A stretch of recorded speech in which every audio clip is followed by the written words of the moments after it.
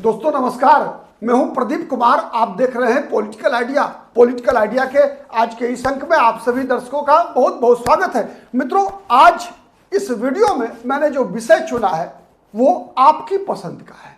मतलब आपकी पसंद मतलब मेरे कई वीडियो पर एक कॉमन जो कमेंट आया है विगत एक महीने के अंदर, उसका विश्लेषण करने के बाद मैंने आज ये मुद्दा रखा है। कई दर्शकों ने, सैकड़ों की संख्या में मेरे कई वीडियोज पर दर्शकों ने यह सवाल किया कि जब भारतीय जनता पार्टी, पूरा संघ परिवार जब ईसाइयों के खिलाफ है, जब 14 फरवरी को वैलेंटाइन दिवस के दिन जब बजरंग दल के कार्यकर्ता इनको ढूंढ ढूंढ कर पीटते हैं, तो फिर केरल के ईसाई भाजपा को वोट कैसे दे सकते हैं। मित्रों, मैंने कहा है पहले भी कि मैंने कहा था चुनाव मतदान से पहले कि केरल के ईसाई भारतीय जनता पार्टी को वोट देंगे, और जो मतदान का जो ट्रेंड है उससे ये बात स्पष्ट है कि 2024 के लोकसभा चुनाव में भी ईसाइयों ने केरल में बीजेपी को वोट दिया था। 2025 के अंतिम महीनों में, नवंबर दिसंबर में संपन्न हुए स्थानीय निकाय के चुनाव में भी ईसाइयों ने भारतीय जनता पार्टी को वोट दिया था, और 2026 9 अप्रैल को जो मतदान संपन्न हुआ है उसमें भी भारतीय जनता पार्टी को ईसाइयों ने भारी तादाद में वोट दिया है। क्यों दिया है तो उसका जवाब सुनिए मित्रों। दुनिया में सबसे महत्वपूर्ण क्या है, किस चीज के लिए सबसे ज्यादा झगड़ा होता है दुनिया में? अगर भारत में अगर देखें मित्रों तो सामाजिक रूप से फिर व्यक्तिगत में आता हूं, सामाजिक रूप से सबसे पिछड़ा हुआ समुदाय कोई है तो हमारे आदिवासी भाई हैं देश में। इसमें जो चूंकि वो जंगल में रहते हैं, तो वो आदिवासी किसकी लड़ाई लड़ता है सबसे ज्यादा उनकी लड़ाई होती है जल, जंगल और जमीन से। सरकार ने भी कई ऐसे कानून बनाए हैं जिससे कि उनका जंगल सुरक्षित रहे, उनकी जमीन सुरक्षित रहे, और उनका जल पानी ये सुरक्षित रहे। मतलब उस पर वो कोई उससे छीन न सके। सच है। तो जल, जंगल, जमीन के लिए आदिवासी जो कि भारत में सबसे पिछड़े हैं, उनको सरकार ने भी संरक्षण दिया है। अब बात करते हैं व्यक्तिगत स्तर पर या सामूहिक स्तर पर गैर आदिवासियों के बीच। वो मामला आता है जर, जोरू और जमीन।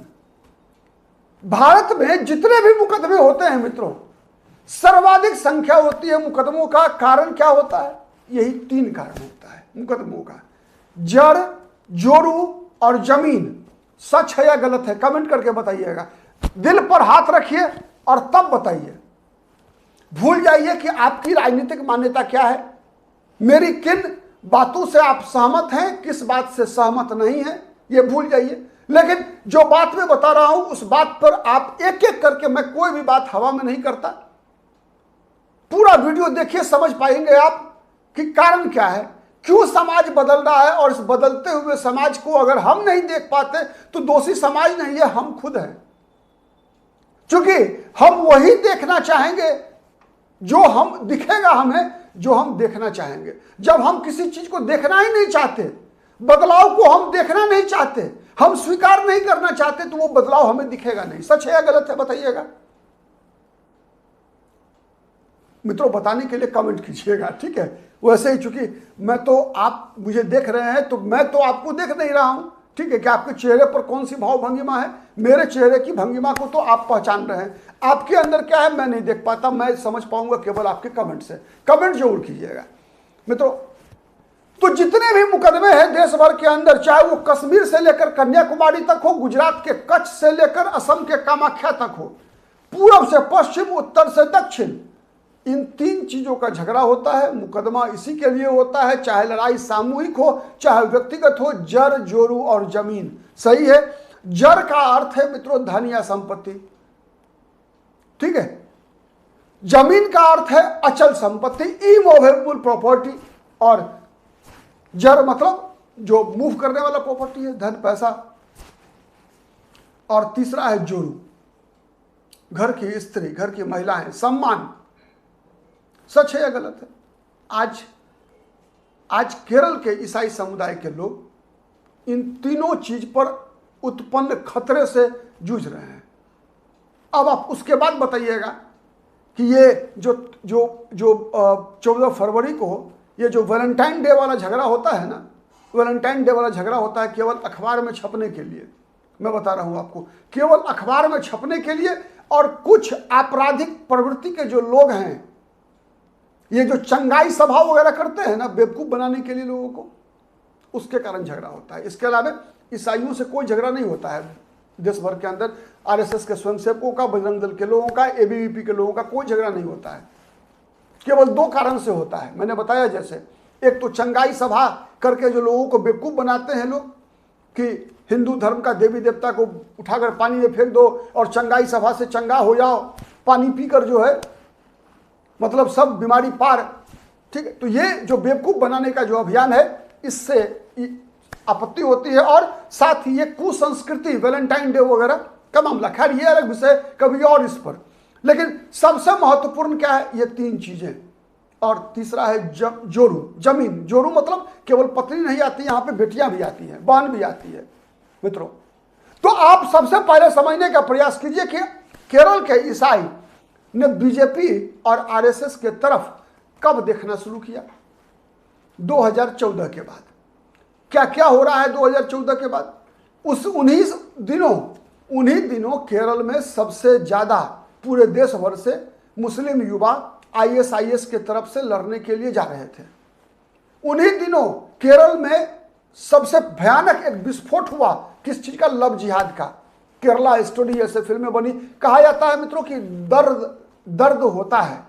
दर्द, जब कोई चोट लगी रहती है ना तो दर्द होता है, लेकिन जब ठंड के मौसम में जब हवा चलती है ना तो दर्द बढ़ जाता है। ठीक है, और तब दर्द और महसूस होता है जब उस दर्द का कोई याद दिलाता है। यही हुआ था जब लव जिहाद का मामला आया, जब जबरन धर्मांतरण का मामला आया। ठीक है, जब हिंदू बेटियों के साथ साथ ईसाई समाज की बेटियां भी केरल में इस प्रकार की घटनाओं का शिकार बननी शुरू हुई।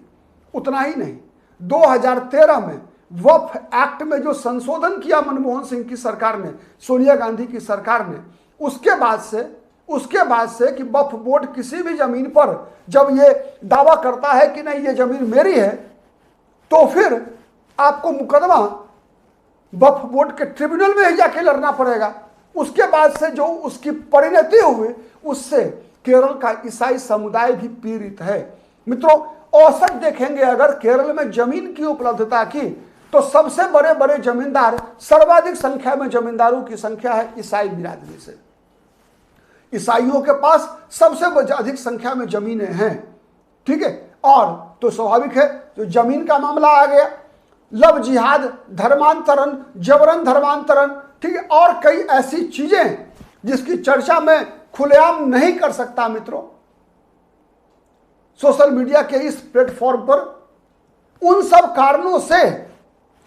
कारणों से जब ईसाई भयभीत हुए तो ईसाइयों ने आरएसएस और भारतीय जनता पार्टी का शरण में जाना एकमात्र विकल्प उनको लगा, क्योंकि उनको पता था कि ना कांग्रेस, जिसका इंडियन यूनियन मुस्लिम लीग से ऑलरेडी गठबंधन है, ना कम्युनिस्ट, जिसका आईएनएल, इंडियन यूनियन मुस्लिम लीग का बच्चा, आईएनएल, इंडियन नेशनल लीग, जो केरल में है, मतलब इंडियन यूनियन मुस्लिम लीग का दो गुट है। एक इंडियन यूनियन मुस्लिम लीग जो बड़ा बाप है वो कांग्रेस के साथ गठबंधन है, और जो बेटा है आईएनएल, उसका गठबंधन है लेफ्ट फ्रंट के साथ। तो वहां जा नहीं सकते, वहां समस्या का समाधान नहीं होगा।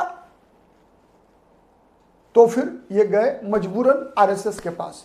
आरएसएस ने इनकी परेशानियों को एड्रेस किया, बीजेपी ने हाथों हाथ लिया। यहां तक कि कई जो प्रतिनिधि हैं चर्च के, प्रधानमंत्री से भी मुलाकात हुई। प्रधानमंत्री ने भी इनको भरोसा दिलाया कि नहीं, आपके मुद्दों को हम एड्रेस करेंगे। तो वही कारण है, वही परिणाम है जिस कारण से केरल के ईसाई बीजेपी के शरण में जा रहे हैं। अभी तो ये ग्रोथ स्पीड थोड़ा कम है मित्रों, आने वाले दिनों में देखेंगे कि केरल के ईसाइयों के पास कोई दूसरा विकल्प ही नहीं बचने वाला है। केरल के ईसाइयों के पास, जैसे आज इजावा जाति के लोग केरल में हैं, इजावा जाति के लोगों के पास कोई विकल्प नहीं बचा ना, तो कहाँ गए? बीजेपी के पास आए या नहीं आए? वो इजावा जो परमानेंट वोटर हुआ करता था सीपीएम का, जो पिनराई विजयन जो इस इजावा वर्ग से आते हैं, क्यों बीजेपी के साथ गया? इसलिए गया कि हिंदू समाज के अंदर इजावा की आबादी किधर है? इजावा की आबादी सबसे ज्यादा उत्तरी केरल में है। उत्तरी केरल मतलब वही इलाका जहां मल्लापुरम है, वही इलाका जहां कासरगोड है, वही इलाका जहां वायनाड है, जहां से राहुल गांधी चुनाव लड़ने गए थे, वही इलाका जहां कन्नूर है, कन्नूर से पिनराई विजयन आते हैं, नहीं, वही इलाका जहां पलक्कर, तो खैर थोड़ा सा मान लीजिए 1 मिनट के लिए आप कह सकते हैं कि पलक्कर जो है में हिंदुओं की तादाद अच्छी खासी है, कोझिकोड है। तो मित्रों विकल्प क्या है ईसाइयों के पास? जब इजावा बीजेपी के साथ जा सकती है, इसलिए कि मल्लापुरम, कासरगोड, वायनाड, कन्नूर, कोझिकोड में उसे बचना किससे है? उसे खतरा किससे है? आज इजावा समाज के सबसे बड़े नेता वेल्लापल्ली नटेशन ने क्या बयान दिया कि 2040 तक केरल मुस्लिम बहुल राज्य बन जाएगा। क्यों कहा कि मल्लापुरम में हिंदू अपनी परंपराओं का पालन करने में असमर्थ हैं?